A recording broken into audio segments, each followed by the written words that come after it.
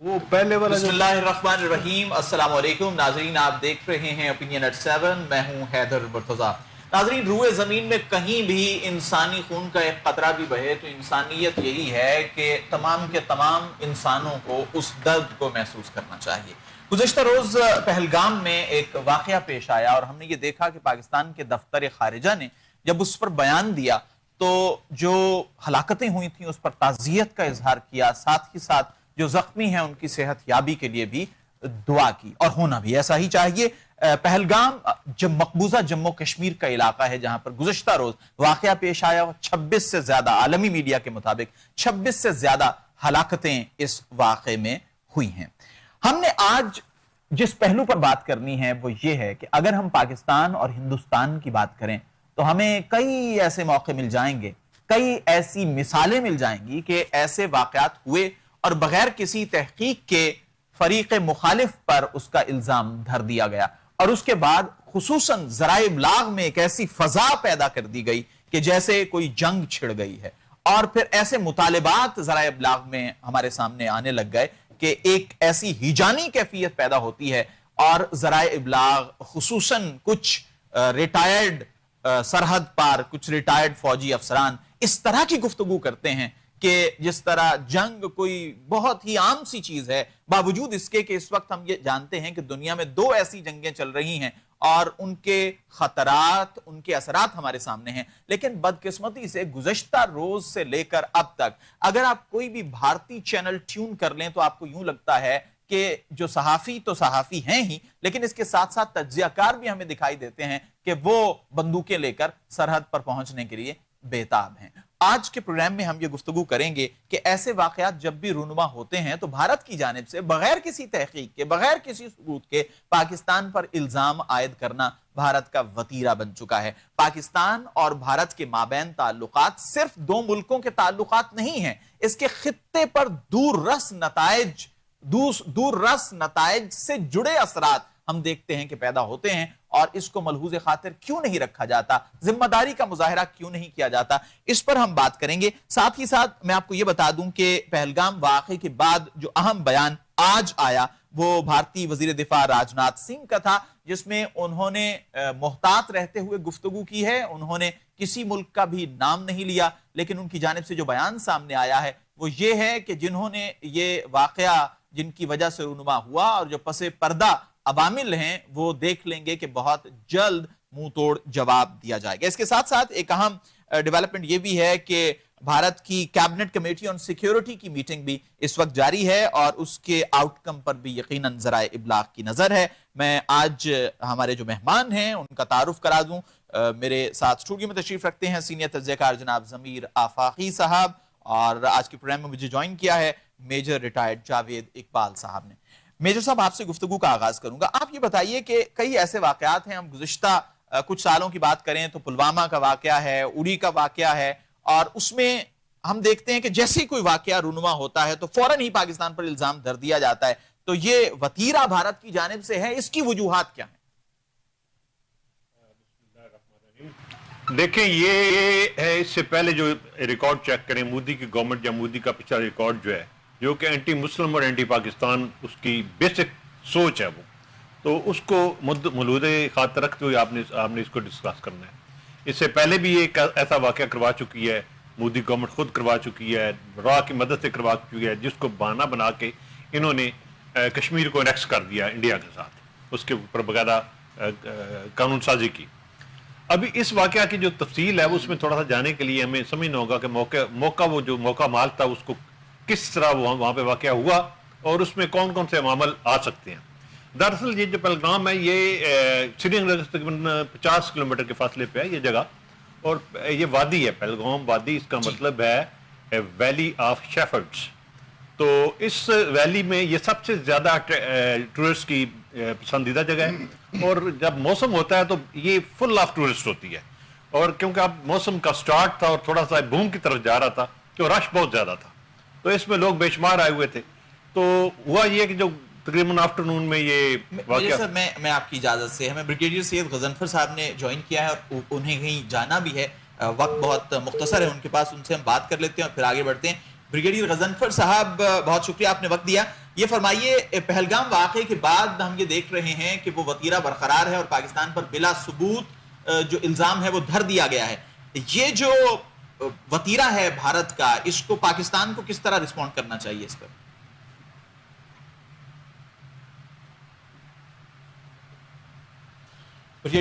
غضنفر صاحب ہمارے ساتھ تھے لیکن شاید رابطہ منقطع ہوا. جی میجر صاحب آپ گفتگو جاری. جی میں وہ اس کو ڈیٹیل بتا رہا تھا اس کی کہ وہ تقریباً آفٹر میں کچھ لوگ جو تھے گن مین جو ماسٹ وہ آئے, انہوں نے فائر اوپن کیا اور موب کے اوپر فائر کی. اب اتفاق سے اس جتنے لوگ مارے گئے سارے سارے ہندو تھے. غالباً مجھے یہ ٹارگٹ لگتا ہے, ان کو لوگوں کو اندازہ تھا کہ ہندو لوگ کہاں پہ کس علاقے میں زیادہ ہیں. اور ان میں ایک نیول آفسر بھی تھا بائی دا وے جو کہ وہاں پہ آیا ہوا تھا ہنی مون کے اوپر. تو اس سے یہ جب یہ لوگ واقعہ پیش آیا تو ظاہر ہے جو سیکورٹی فورسز تھیں وہ ایکشن میں آئیں اور سلسلہ شروع ہوا. اور جو کیبنٹ کمیٹی ہے سیکورٹی کی, اس کی میٹنگ فوراً کال کر لی گئی. امیت سنگھ جو تھا وہ پہنچا کشمیر میں. مودی نے اپنا سعودی عرب میں تھے, وہ پرائم منسٹر نے اپنا دورہ جو شارٹ کیا اور وہ بھی واپس آ گیا. تو جس طرح آپ کہہ رہے ہیں کہ وہ کل سے ہی وہ میٹنگ جاری ہے اور اس کے اوپر اپنی وہ رسپانس پہ آ گئے. ابھی جو اس وقت تک جو مطلب مبینہ طور پر ٹی آر ایف نے یہ کلیم کیا ہے کہ یہ ہم نے کیا ہے, یہ غالباً انہوں نے کلیم نہیں کیا, یہ پلانڈ ہے. جس طرح میں نے پہلے کہا کہ پہلا جو واقعہ ہوا تھا وہ بھی راہ نے پلان کیا تھا, اب یہ دوسرا واقعہ بھی یہ بھی اسی انداز پہ ہے, اسی طریقے سے ہے. And it appears to be کہ یہ مودی گورنمنٹ اور راہ کا پلان ہے اور اس میں اس کے کوئی اپنے وہ رزلٹ اچیو کرنا چاہتے ہیں. شاید پاکستان کی موجودہ صورتحال کو سامنے رکھتے ہوئے وہ کوئی چھوٹی موٹی کوئی واقعہ کریٹ کرنا چاہتے ہیں جس سے جو دنیا کی جو توجہ ہے وہ اس طرف آئے کہ پاکستان ٹیررسٹ ہے. اس لیے انہوں نے ٹی آر ایف کا بھی نام دے دیا, یہ ٹی آر ایف دی ریزسٹنٹ فرنٹ اس کا نام ہے. تو یہ کہہ رہے ہیں اس کا تعلق برانچ ہے لشکر طیبہ کی, یہ مبینہ طور پہ ہے. ابھی تک یہ ایک انڈین ایجنسی ہے, اس نے ایسے ہی کہا اس کے اوپر. تو لیکن یہ بھی انہوں نے کنفرم نہیں کرنا, ہی انڈین گورنمنٹ نے کوئی الزام لگایا ہے. لیکن دو چیزیں اس میں جو ہے نا اس کو زیر غور آئیں گی. سب سے پہلی بات یہ ہے کہ آبجیکٹو کیا ہے. اگر انڈین ایجنسیز جو ہیں انہوں نے اس کو پلان کیا ہے تو اس کے دو آبجیکٹو ہیں. ایک تو یہ ہے کہ پاکستان کو ظاہر ہے اس کو کارنر کرنا, کو ایسا سچویشن کریٹ کرنی کہ پاکستان ٹینشن میں آئے, جس طرح کہ پچھلے دنوں میں آرمی چیف نے بھی بیان دیا تھا ہمارے نے کہ ہم دور نیشن تھیوری پہ بات کی تھی. تو شاید یہ بھی ایک چیز کشمیر کے حوالے سے بھی گفتگو اس حوالے سے بھی ہوگی. لیکن دوسرا بات یہ ہے کہ یہ جو مودی ہے یہ آپ کو پتا ہے کہ یہ مسلم کش یہ اس کا ہے اور یہ اکھنڈ بھارت کے چکر میں پڑا ہوا ہے اور یہ اینٹی مسلم رائٹس اور ان کو مسلم نسل کشی کا یہ ایک حامی ہے. اب یہ انہوں نے کیونکہ زیادہ تر ہندو مارے گئے ہیں تو یہ ایک بیس بن سکتی ہے ایک ہندو مسلم رائٹس کی, وہ سٹارٹ ہو سکتے ہیں, وہ سٹارٹ کروائے جا سکتے ہیں جس کی آڑ میں مسلمانوں کو وہاں پہ شہید کیا جائے گا, ان کی عبادت گاہوں کو نقصان پہنچائے گا. ایک ون آف دا پہلو یہ ہو سکتا ہے. دوسری بات یہ ہے کہ what is the expected retaliation from India. Retaliation کس کے خلاف کریں گے؟ وہ سوچ تو یہی رہے ہیں جو سوچا جا رہا ہے, دیکھا جا رہا ہے کہ وہ ریٹیلیٹ پاکستان کے خلاف کریں گے. لیکن پاکستان کے خلاف وہ کیوں ریٹیلیٹ کریں گے؟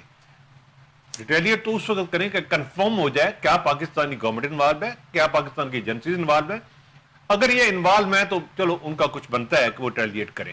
لیکن اگر یہ پاکستان کی ایجنسی بھی انوالو نہ ہو, کوئی پاکستان کی آرگنائزیشن بھی انوالو نہ ہو, تو پھر ان کا ریٹیلیشن کا اخلاقی جواز نہیں بنتا. یہ اس بحث ایک بہانہ سازی ہو سکتی ہے.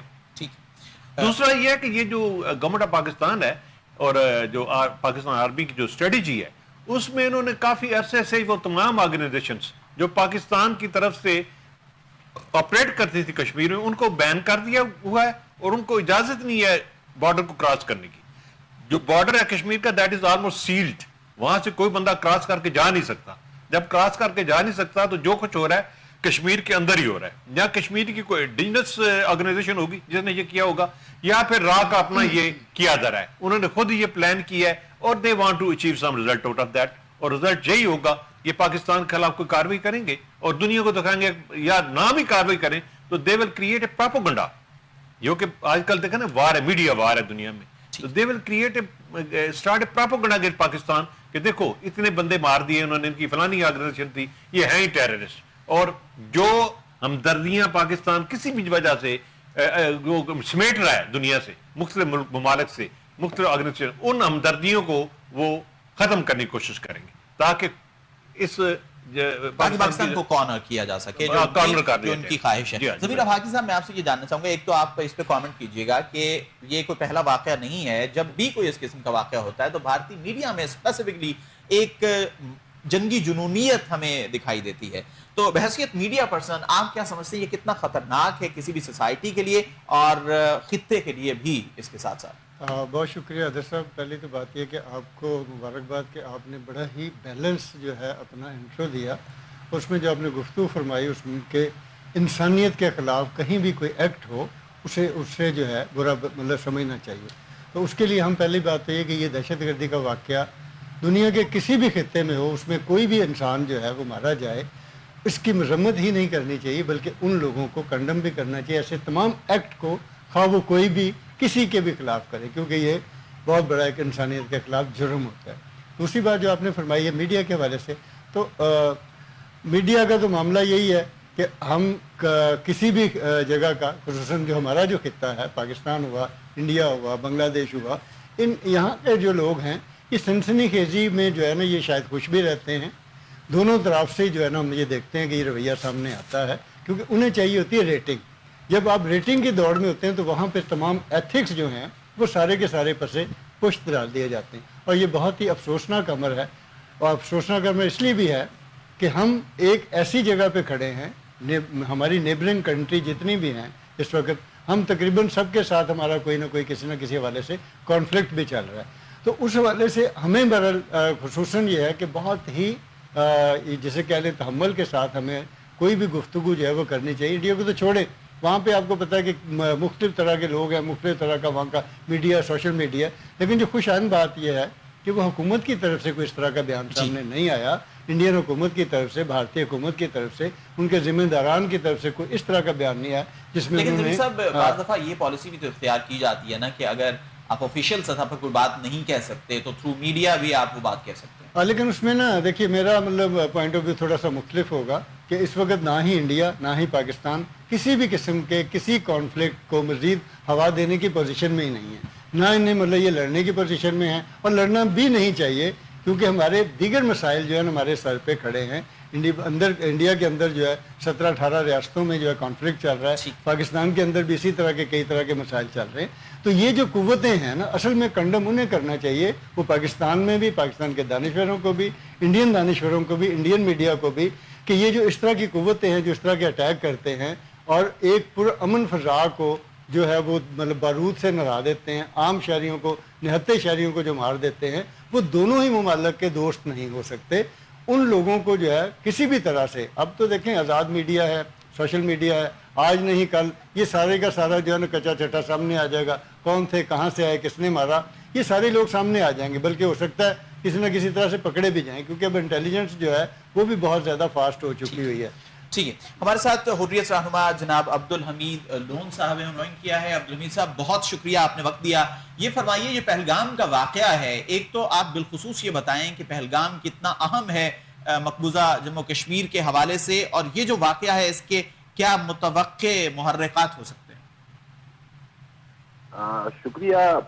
پہلگام کا جو علاقہ ہے دراصل یہ جنوبی کشمیر کا ایک خوبصورت ترین علاقہ ہے جہاں پر زیادہ تر ٹورسٹس آتے ہیں, اور اس علاقے میں جہاں یاترا بھی جاتی ہے بال تل کی طرف, اور جہاں ان کا شیولنگم ہے, اور جہاں پر سیکیورٹی کی ایک بڑی تعداد موجود ہوتی ہے, ان کی پیراملٹری فورسز, ان کی ریگولر آرمی, انڈین پولیس اور ان کی انٹیلیجنس.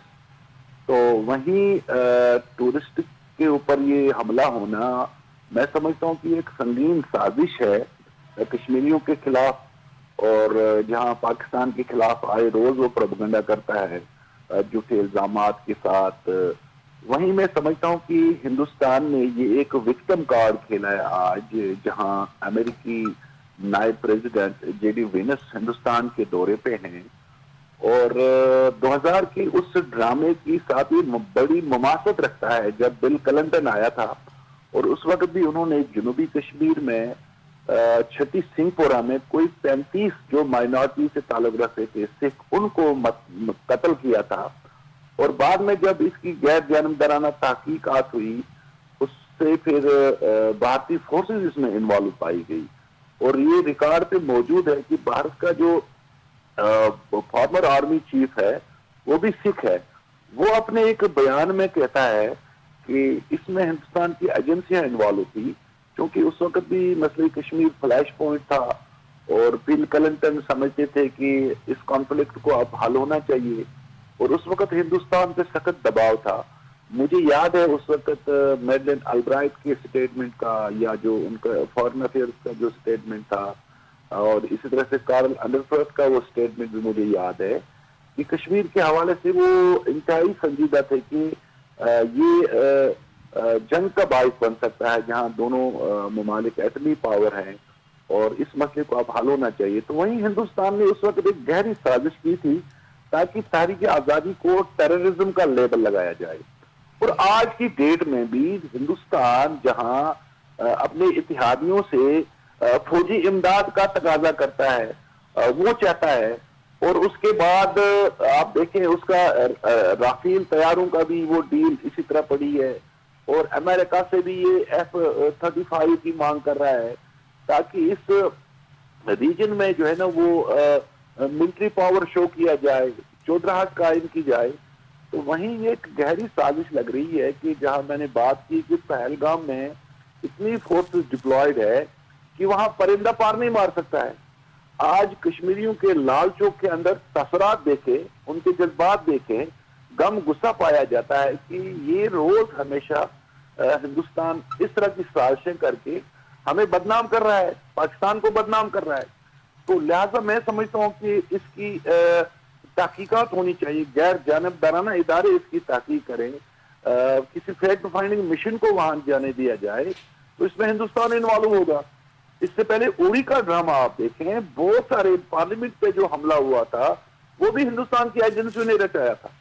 آج کی ڈیٹ میں جہاں وہ نارمل سی کی بات کرتے تھے، ان کی انٹیلیجنس کہتی تھی یہاں کوئی ملیٹنسی نہیں ہے. اب یہ لوگ آسمان سے آئے، زمین سے پھٹ پڑے، آئے کہاں سے؟ اس ایریا میں پاکستان کا کوئی بارڈر بھی نہیں ملتا ہے. تو لہذا یہ سارا جو ڈرامہ ہے یہ ہندوستان کی ایجنسیوں کا رچایا ہے، یہ ہندوستان کی ایجنسیوں کی سازش ہے تاکہ تحریک آزادی کو ہم مزید دبائیں، ہمیں جواز ملے. اور 5 اگست کے بعد جو صورتحال بنی ہے اس کے بعد ہندوستان کی نئی دنیا میں بڑی متاثر ہے.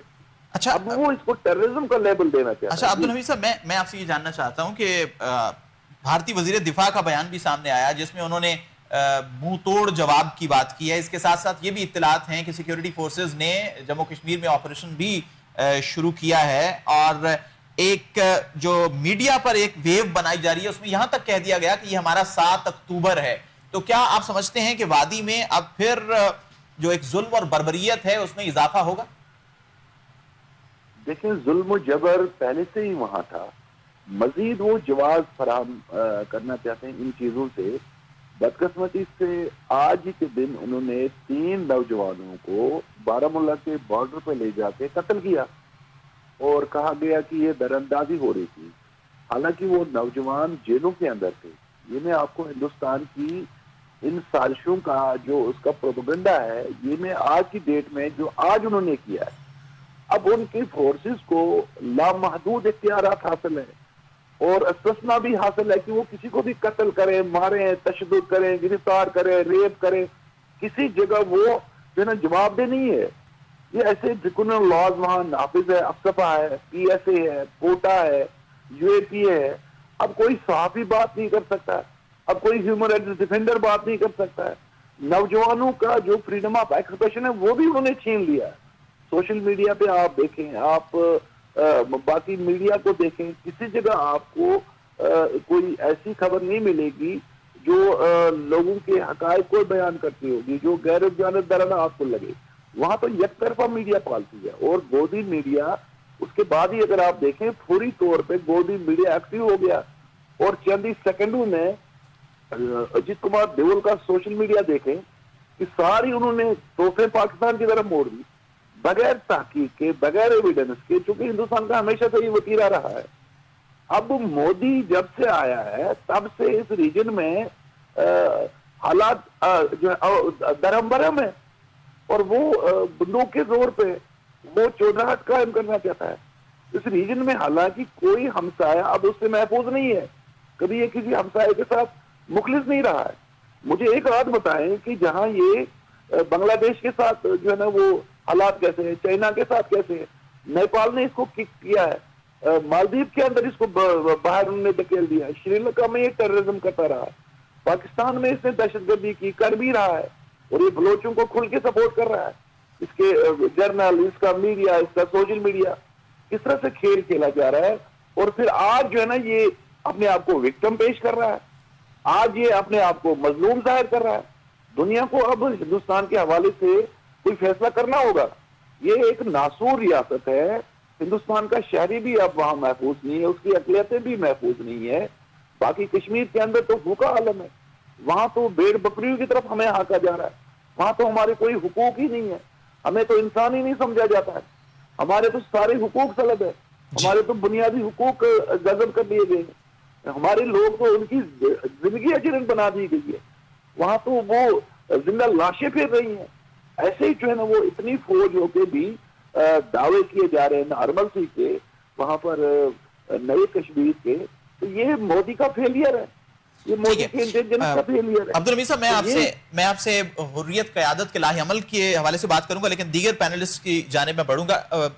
मेजर साहब, आपसे मैं जानना चाहूंगा कि जैसा कि इसका हवाला दिया भी अब्दुल हमीद साहब ने, असदुद्दीन अवैसी साहब की गुफ्तगू मैंने सुनी, राहुल गांधी साहब का बयान सामने आया जिसमें उन्होंने इंटेलिजेंस और सिक्योरिटी फेलियर की बात की है। तो क्या आप समझते हैं कि ये भी एक इजी वे है कि आप अपनी जो नाकामी है उसको छुपाने के लिए फरीक मुखालिफ पर इल्जाम धर दें, जैसा कि हमेशा इंडिया करता आया पाकिस्तान के हवाले से? देखें, जो इंटेलिजेंस फेलियर के जो इल्जामात हैं, ये तो आपने देखा होगा इस किस्म के वाकयात के बाद तमाम ममालिक में लगाए जाते हैं। पाकिस्तान में भी ऐसे ही होता है, यहाँ पे भी कोई वाकया हो जाए तो उसमें कहते हैं इंटेलिजेंस फेलियर है जी। उन्होंने भी एक रूटीन में लगा दिया है, और वो राहुल साहब ने जो लगाया, क्योंकि वो अपोजिशन में है, तो उन्होंने थोड़ा सा वो गवर्नमेंट को भी टाइट करना था, वो उनको एक बहाना मिल गया एक इल्ज़ाम लगाने के लिए। वो इल्ज़ाम अपनी जगह पे है, लेकिन ये जो वाकया हुआ है इसको हमने ब्रॉडर प्रोस्पेक्ट में देखना है। ये इसको देखें आप, पूरे खित्ते के सूरत हाल में इस वक्त हो रहा है, पूरे खित्ते में क्या हो रहा है। आप देखें कि अभी आपको 4-5 दिन पहले, उससे पहले काशिम जो पकड़ा गया था, उसके बाद कुलभूषण यादव जो पकड़ा गया, उसके बाद अभी 3-4 दिन पहले एक और पकड़ा गया, चतुर्वेदी, उसका कोड नेम था आरिया 13B। तो वो पकड़ा गया, उसने ये एक्सेप्ट कर लिया है कि वो वहाँ पे BLA को लॉजिस्टिक सपोर्ट सप्लाई करता था अपना ईरान में बैठ के। वहाँ पे उसने अपना एक बनाई हुई थी कंपनी, उस कंपनी के आड़ में वो काम कर रहा था, इनको गन्स प्रोवाइड करता रहा। कितनी गन्स प्रोवाइड की उसने नंबर बताए हैं, जिन जिनको प्रोवाइड किए वो भी बताया, मिसाइल प्रोवाइड करता गया, उसने बताया रॉकेट लॉन्चर प्रोवाइड करता रहा, बारूद प्रोवाइड करता रहा, और इसके अलावा बाकी लॉजिस्टिक सपोर्ट। बाकायदा उन्होंने एक वहाँ पे एक अड्डा बनाया हुआ है जो ये सारा BLA को सपोर्ट कर, और उनका ऑब्जेक्टिव यही है कि एक तो पाकिस्तान को डिस्टर्ब रखो, यहाँ पे लॉ एंड ऑर्डर जो ठीक ना हो, आर्मी जो है वो अंगेज रहे एक साइड पे, ये कभी भी रेस्ट में ना, कभी सुकून में ना बैठे, और एक टेंशन तारी रहे पूरे मुल्क के ऊपर। This is one of their objectives.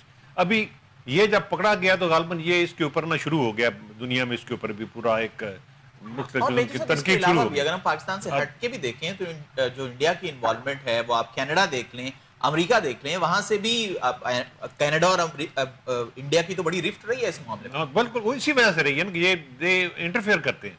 अब उन्होंने गालबन ये तवज्जो हटाने के लिए, या दूसरा सबसे बड़ा मेन ऑब्जेक्टिव जो मैं पहले भी कह चुका हूं, वो यही है कि they want to prove Pakistan a terrorist state, जो पहले भी कर रहे हैं। उन्होंने अभी काफी दिनों से खामोशी चाही हुई थी इंडिया में, क्या तो वाकया नहीं हुआ था, तो ये उन्हीं की इंटेलिजेंस ने प्लान करके तो ये करवाया है। ये पाकिस्तान की कोई इंटेलिजेंस थी, मुझे पूरा यकीन है इस वाकये में इन्वॉल्व नहीं है, हो ही नहीं सकती, ये अफोर्ड ही नहीं कर रहे इस वक्त के ऊपर इस किस्म का काम करवाएं। ना ही कोई ऑब्जेक्टिव अचीव होता है कि कोई इंटेंशन उधर डाइवर्ट करके, क्योंकि पाकिस्तान के अंदर कोई उनको उसका ऑब्जेक्टिव अचीव होगा, ऐसा कोई बात नहीं है। اور جیسا کہ میں نے پہلے کہا کہ یہاں پہ تو ابھی انہوں نے پورے کا پورا بارڈر سیل ہے, یہاں کراس بارڈر موومنٹ کو نہیں ہے اور نہ یہ کرواتے ہیں. تو جب یہ اب یا پھر انڈین جو ایجنسیز ہیں یا جو گورنمنٹ ہے وہ پروو کریں گے کہ یہ پاکستان سے انفلٹریشن ہوئی تھی یا پلان ہوا تھا یا کچھ ہوا تھا. ایسا ابھی تک انہوں نے کوئی الزام نہیں لگایا, اور انہوں نے کیوں نہیں لگایا ان کو خود نہیں پتا. بھائی یہ جو کیبنٹ کمیٹی میں بیٹھے ہیں اگر راہ کروا رہی ہے تو وہ تو پتہ ہی نہیں چلنے دیتے, وہ تو اپنے طور پہ کرتے ہیں, ان سے اپروول تھوڑے لیتے ہیں. تو میرا اپنا خیال یہی ہے کہ they have created a new incident to create some new environments in this state, in this region, اور یقین انڈیا پاکستان کے ریلیشن پہ افیکٹ ہوگا. اب یہ نہ کہ کوئی افیکٹ نہیں ہوگا, کچھ بھی نہیں ہوگا. They are going to do something, they are going to, ان کی پالیسی چند دنوں کا 1-2 دن تک واضح ہو جائے گی, کیونکہ ابھی تک غالباً وہ کسی نتیجے پہ نہیں پہنچ رہے. اسی لیے تو اتنی لمبی وہ میٹنگ ہو رہی ہے کیبنٹ کمیٹی کی, سیکورٹی کمیٹی جو ہے کیبنٹ کی, وہ ابھی تک بیٹھے ہوئے ہیں. کل سے ہی بنے ہوئے, انہوں ریڈ الرٹ ہے, انڈین آرمی اس وقت ریڈ الرٹ ہے, بارڈرز پہ بھی ریڈ الرٹ ہے. وہ تو کیوں ہے ریڈ الرٹ, انہوں نے کیوں ایسا کیا ہے؟ ظاہر ہے وہ اپنی طور پہ انہوں نے کوئی نہ کوئی سوچا ہوگا ریٹیلیٹ کرنے کا, لیکن آن دا سیم ٹائم ہمیں اپنی افواج اور جتنی جو ہماری فورسز ہیں ان کو پورا اعتماد ہے. یہ بھی سوئے ہوئے نہیں ہیں, ان کو پتہ ہے کہ یہ ایسا واقعہ ہوا ہے تو کوئی ریٹیلیشن ہو سکتی ہے, تو دے آر آلسو ریڈی. وہ اپنی ظاہر ہے یہ بھی اپنی پلاننگ کر رہے ہوں گے, ڈیفینسو پلاننگ کر رہے ہوں گے, کوئی ایسا واقعہ یا کوئی ایسے کس قسم کا ریٹیلیٹ کر سکتے ہیں وہ. لیکن فی الحال جو ریٹیلیشن ان کی ہے, جو ان کو گراؤنڈ مل رہی ہے, وہ ایک آپ کے ڈپلومیٹک گراؤنڈ ہے جس کے اوپر وہ انٹرنیشنل لیول کے اوپر ایک جو اوپینین ہے, ورلڈ اوپینین, اس کو افیکٹ کریں گے. ٹھیک ہے آفاقی صاحب, آپ سے یہ جاننا چاہوں گا میں کہ ایک بیان جو انڈین میڈیا پر ایک تجزیہ کار کا تھا اور اس کو بی بی سی نے اٹھایا اور اس کو ہیڈ لائن بھی بنایا, وہ یہ تھا کہ جی یہ ہمارا 7 اکتوبر ہے. تو میں آپ سے یہ جاننا چاہتا ہوں کہ اگر کوئی انڈین اینالسٹ یا کوئی انڈین جرنلسٹ یہ بیان دیتا ہے کہ یہ ہمارا 7 اکتوبر ہے, تو لگتا یوں ہے کہ جنہوں نے کیا ہے ان کو حماس وہ سمجھ رہے ہیں, تو کیا خود کو اسرائیل سمجھ رہے ہیں؟ ہاں دیکھیے, بڑی مطلب دلچسپ بات اس لیے بھی ہے کہ اینالسٹ جو ہیں وہ تو دیکھیں میں بھی ہوں, میجر صاحب بھی ہیں, آپ بھی ہیں. ہمارے بیان کی کوئی قومی سطح پہ تو کوئی اہمیت نہیں ہوگی. وہ تو ٹھیک ہے, لیکن بی بی سی نے اس کو ہیڈ لائن بنایا. دیکھیں بی بی سی تو ظاہری بات ہے, جب وہ کوئی آدمی بات کر رہا ہے تو وہ اس کو لے کر آگے بڑھائیں گے. ان کا بھی میڈیا کا جو کیا کہتے ہیں وہ ریٹنگ تو سب کو ہی چاہیے نا. ہمیں مطلب اس طرح کے واقعات ہیں, دیکھیں یہ جو پہلگام ہے وہاں پہ پہنچنا ہی سب سے بڑا مشکل کام ہے. وہ کس طرح سے پہنچے, یہ سارے سوالات ہیں. ان سوالات کے جواب بھی اگلے چند دنوں میں مل جائیں گے. لیکن اس سے جو سب سے زیادہ نقصان پہنچے گا یا ہوگا کسی کو, وہ وہاں کے جو لوگ ہیں, مقامی لوگ جو ہیں, مقامی مسلمان جو ہیں, اس ایکٹ کے بعد ان کے اوپر مزید سختیاں آئیں گی. جس طرح سے حماس نے فلسطین کے اوپر اٹیک کیا اور اس کے بعد دیکھیں کس طرح کی ایک صورتحال وہاں پہ پیدا ہوئی جو ابھی تک جو ہے نا کنٹرول نہیں ہو رہی, بلکہ فلسطینیوں کے بیچاروں کے عذاب ہی ختم نہیں ہو رہے. تو یہ جتنی ٹیررسٹ اٹیک ہوتے ہیں یا تنظیمیں ہیں یا افراد ہیں, ان کو باضابطہ طور پہ دہشت گردی کے واقعات کے طور پر ہی دیکھا جانا چاہیے. خواہ وہ کوئی بھی ہو, کسی بھی جگہ پہ کرے, اسے جو ہے اسے کنڈم کرنا چاہیے تمام ممالک کو. کیونکہ ان کے ایکٹ کی وجہ سے ہم کہیں اگر کسی جگہ پہ کوئی امن کی بات چل رہی ہوتی ہے, کسی جگہ پہ اوپر کوئی اگر ہم بیک ڈور ڈپلومیسی کی بات چل رہی ہوتی ہے, تو اس طرح کے واقعات جو ہیں ہمیں وہ بہت پیچھے لے جاتے ہیں, جس کا نقصان بہرحال مطلب پاکستان کو بھی ہوتا ہے, دوسرے ملک کو بھی ہوتا ہے. اور ہماری جس کے اوپر ہمیں توجہ دینی چاہیے وہ یہ ہے کہ ہم تو کیونکہ نیبرنگ کنٹری ہیں, اگر ہمارے حالات اچھے ہوں, ہمارے ایک دوسرے کے ساتھ مراسم اچھے ہوں, ہمارا کوئی تھوڑی بہت ٹریڈ جاری ہو, تو بہت زیادہ معاملات ہمارے جو ہے نا وہ درست بھی ہو سکتے ہیں. پاکستان بھی جو ہے ایک جو کیا کہتے ہیں کہ امن کی طرف جا سکتا ہے.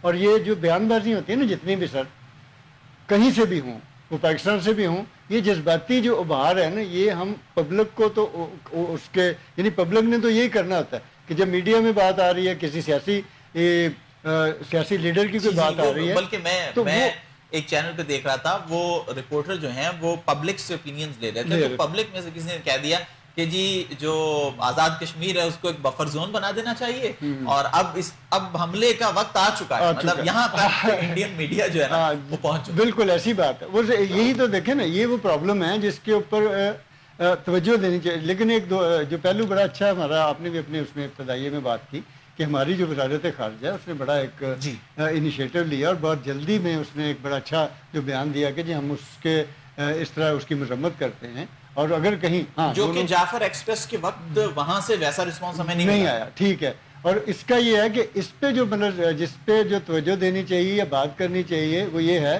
کہ جس طرح سے اپنا ابھی جو ہمارے دوست ہیں عبدالحمید لون صاحب، انہوں نے جو بات کی ہے کہ اس کے اوپر ایک غیر جانبدارانہ تحقیقاتی کمیشن قائم کیا جائے جو اس سارے واقعے کو، تاکہ اگر انڈیا کی طرف سے کوئی بات آتی ہے سامنے یا پاکستان کی طرف سے ہمارے کوئی جو لوگ ہیں سوشل میڈیا پہ غیر ذمہ دارہ کی بات کرتے ہیں، تو وہ تحقیقاتی کمیشن جو ہے وہ پانی کا پانی دودھ کا دودھ الگ کرے اور بتائے کہ جی کس نے یہ کیا ہے، تاکہ وہ جو پروپوگنڈا وار ہے، جو پروپوگنڈا میں آپ یاد رکھیے گا کہ انڈیا کا جو میڈیا ہے وہ ہمارے سے بہت زیادہ آگے ہے اس معاملے میں، ان کے چینل پروپوگنڈا میں، اور ان کے لوگ جو ہیں وہ ہمارے سے زیادہ انتہا پسند ہے.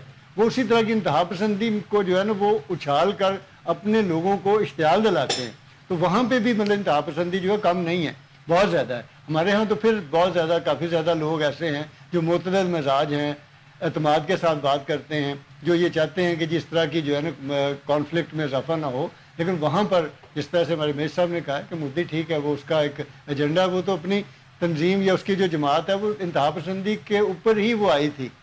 تو انتہا پسندی جو ہے وہ کہیں بھی کسی بھی سطح پہ ہو، میرا خیال ہے کہ وہ کسی بھی ملک کے لیے جہاں بھی ہو رہی ہوگی، اپنے ملک کے لیے بھی وہ نقصان دہ ہوگی. جس طرح سے ہم دیکھتے ہیں کہ انڈیا میں بے شمار اس طرح کے واقعات اب ہونا شروع ہو گئے ہیں اس انتہا پسندی کے نتیجے میں کہ بالکل پرامن لوگوں کو بھی مارا جا رہا ہے. وہ الٹیمیٹ اس کا نتیجہ بھی یہ ہوگا کہ بھارت کے اندر خود ایک انریسٹ پیدا ہو جائے گی فیوچر میں چل کے.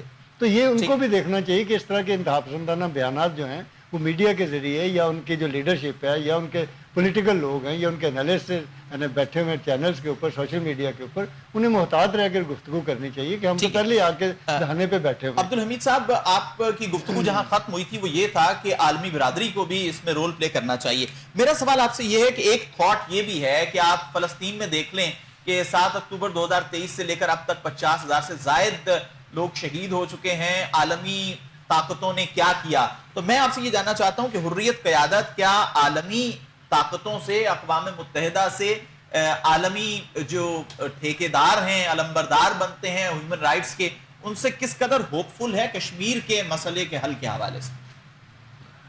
دیکھیں، میں سمجھتا ہوں کہ یہ جو دونوں کانفلکٹ ہے، چاہے فلسطین ہو یا کشمیر، اس کا حل نہ ہونا یہ فیلئر ہے یونائٹڈ نیشنز کا. یہ اس کی کریڈیبلٹی پہ کوسچن مارک ہے کہ جہاں دونوں یہ تنازع اس کے ایجنڈے پہ موجود ہیں مگر آج تک توجہ نہیں دی گئی ہے، لوگوں کی خواہشات کو نہیں سمجھا دیا ہے، اور جہاں دونوں ریاستیں لوگوں کا قتل عام کر رہی ہے، جینوسائیڈ کر رہی ہے. بدقسمتی میں فلسطین کے حوالے سے جہاں ہیگ کے ٹریبونل میں بھی کہا گیا کہ یہ وار کرائمز میں ملوث ہیں، ان کو سزا دی جائے، لیکن طاغوتی قوتیں جب پیچھے ہو تو پھر انصاف کا قتل ہو جاتا ہے. اب اقوام متحدہ بھی لونڈی بن کے رہ گئی ہے امریکہ کی، وہاں انصاف کا مجھے نہیں لگ رہا کہ کوئی توقع رکھنی چاہیے. تاہم ہم پھر بھی سمجھتے ہیں کہ بین الاقوامی برادری کو اب آگے آنا چاہیے. اب اس یونائٹڈ نیشنز کو آگے آ کر لیگ آف نیشن کا جو حال ہوا تھا ہم وہ نہیں دیکھنا چاہتے ہیں. بدقسمتی سے کہ جو عالمی فورمز ہے، چاہے وہ یونائٹڈ نیشنز کا ہو یا OIC کا ہو یا یورپی یونین ہو، کبھی بھی ہماری طرف توجہ نہیں دی گئی ہے.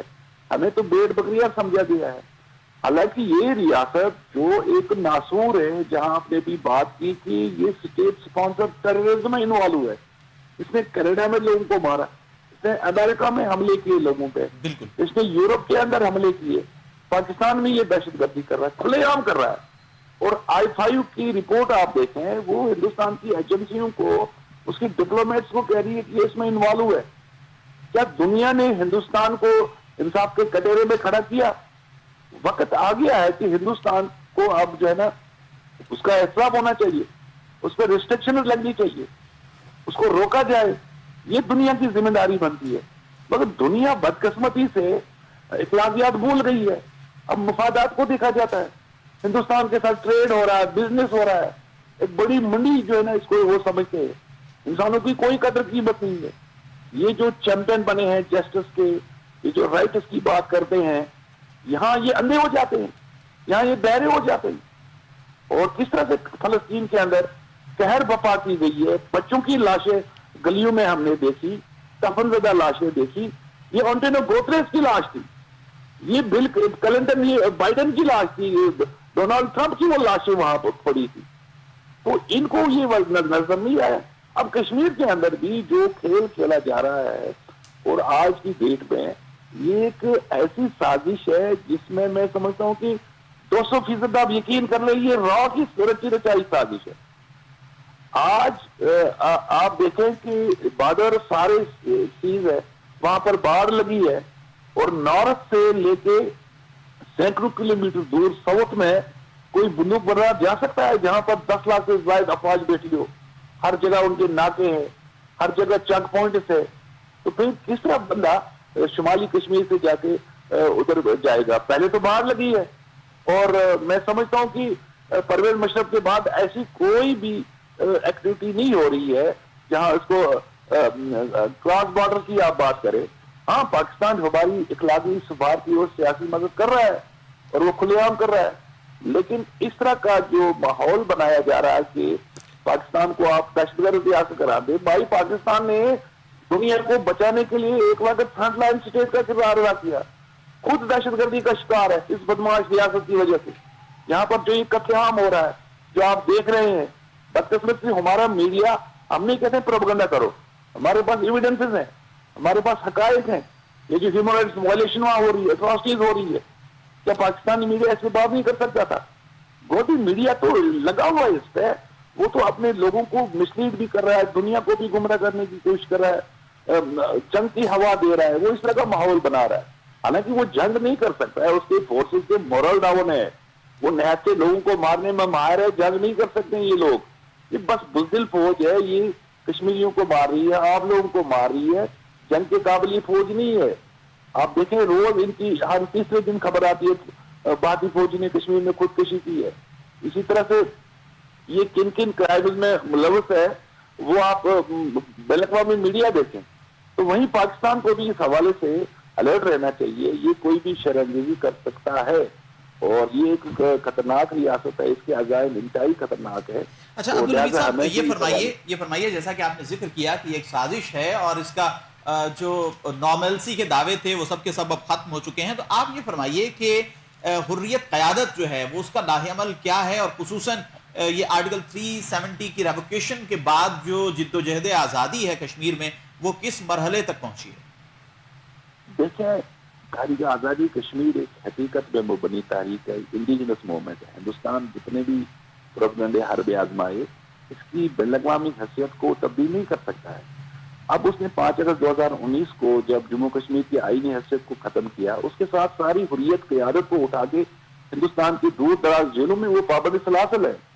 میر واعظ عمر فاروق اس وقت گھر میں نظر بند ہے, کسی کو بات کرنے نہیں دی جا رہی ہے. جو جذبہ حریت ہے اس کو ان چیزوں سے توڑا نہیں جا سکتا ہے. میری چوتھی جنریشن یہ فیس کر رہی ہے. میں بھی 30-35 سال سے اس موومنٹ میں ہوں. 2 نسلیں پیدا ہوئی ہیں اس گن گریج پہ. انہوں نے ظلم و ستم دیکھا, انہوں نے اپنے والدین کے ساتھ ان کی تذلیل کرتے ہوئے دیکھا. کیا وہ بھول سکتے ہیں؟ اس جذبے کو ختم نہیں کیا جا سکتا ہے. ہندوستان ایک غلط فہمی میں ہے. ہندوستان سمجھتا ہے کہ شاید بندوق کے زور پہ, گولی کے زور پہ میں ان کو دباؤں. یہ ہو ہی نہیں سکتا ہے. لہذا ہندوستان کو حقیقت تسلیم کرنی چاہیے. وہ یہ لا حاصل مشق کر رہا ہے, اسے کچھ بھی حاصل نہیں ہوگا. کشمیر کبھی بھی ہندوستان کا حصہ نہیں تھا. اس نے خود اگریمنٹ تحریری طور سے اگریمنٹ لکھ کے دیا ہے یونائٹڈ نیشنز کے اندر, اور 91 جو قرارداد ہے وہ کسی بھی غیر قانونی اقدام کو ہندوستان کو اجازت نہیں دیتی ہے کہ وہ کوئی ڈیموگرافی چینج کرے, وہ وہاں کی جو آبادیاتی تناسب کو تبدیل کرے, قطعاً اجازت نہیں دیتی ہے. تاہم جو میں نے بات کی ہے کہ بدقسمت سے جو دنیا مفادات کو دیکھ رہی ہے, اب ہندوستان کے حوالے سے دنیا کو فیصلہ کرنا چاہیے کہ وہ ایک ظالم ریاست کے ساتھ کھڑی ہے یا ان مظلوموں کے ساتھ جن پہ آئے روز جو ہے نا وہ ظلم تشدد کے پہاڑ توڑے جا رہے ہیں.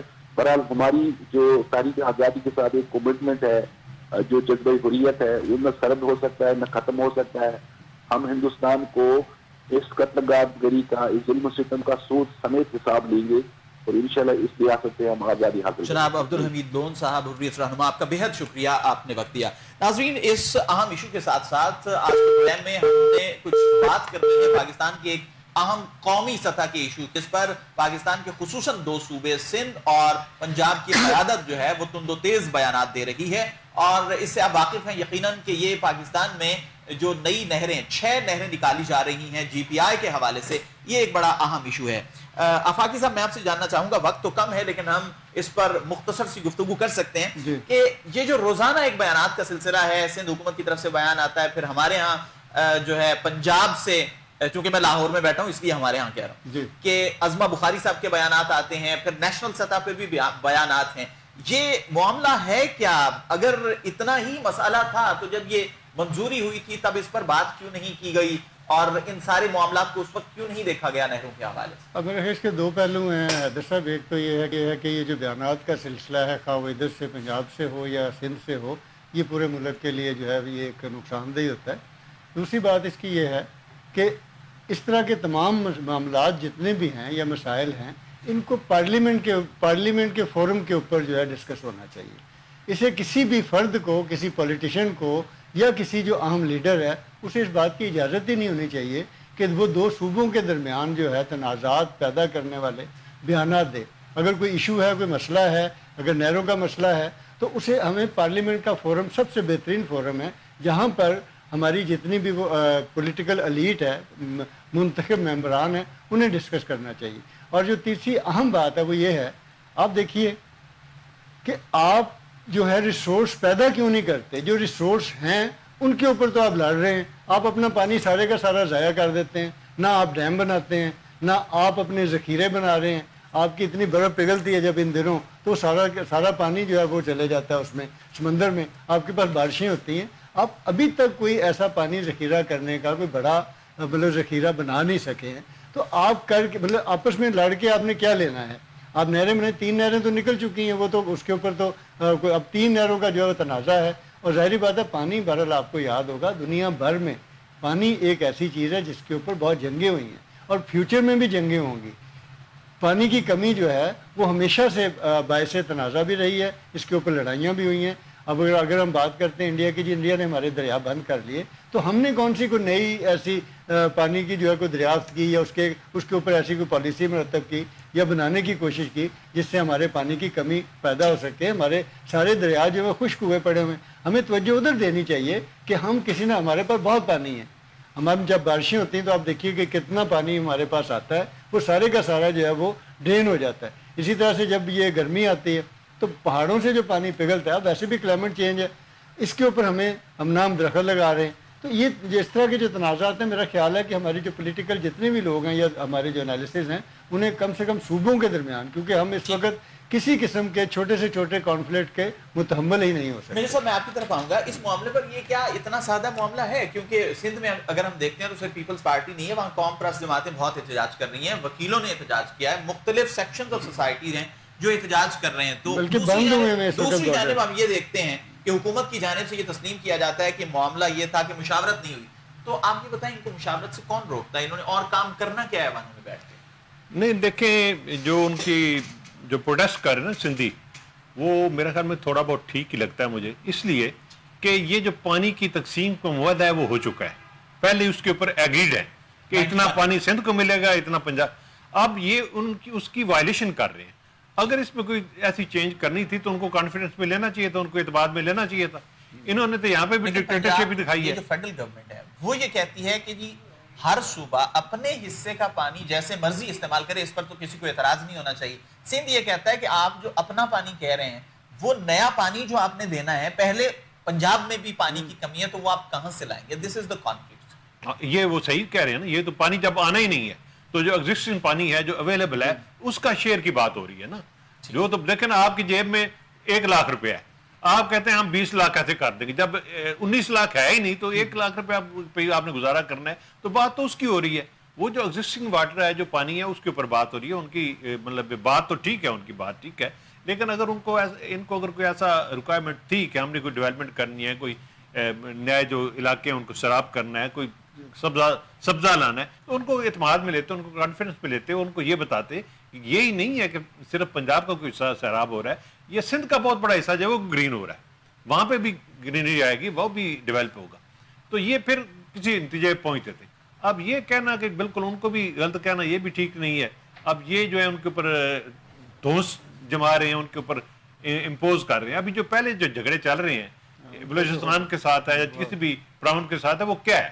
وہ یہی ہے کہ ان کو اعتماد میں نہیں لیتے اور اپنے طور پہ ایک فیصلہ کر دیتے ہیں, اور وہ اس کو سمجھتے ہیں کہ یہ ہمارے شاید حقوق سلب ہوئے ہیں. جب حقوق سلب ہونے کی بات آتی ہے تو وہاں پہ کوئی ایسے ایلیمنٹ ہوتے ہیں ہر جگہ پہ جن کو یوٹیلائز کر پہ کیاس اینڈ کنفیوژن کر کے وہاں پہ ایجوٹیشن کیا جا سکتا ہے. تو یہی سندھ میں ہو رہا ہے, اس میں کوئی ایسی بات تو ہے نہیں. اب یہ کہیں کہ جی نیا پانی, وہ تو خواہش چاہتے ہیں نا نیا پانی آنا چاہیے. چاہیے کا کیا مطلب ہے؟ You have to talk what is existing, what you have. جو وسائل جو ریسورسز آپ کے پاس ہیں آپ نے اس کے اوپر بات کرنی ہے.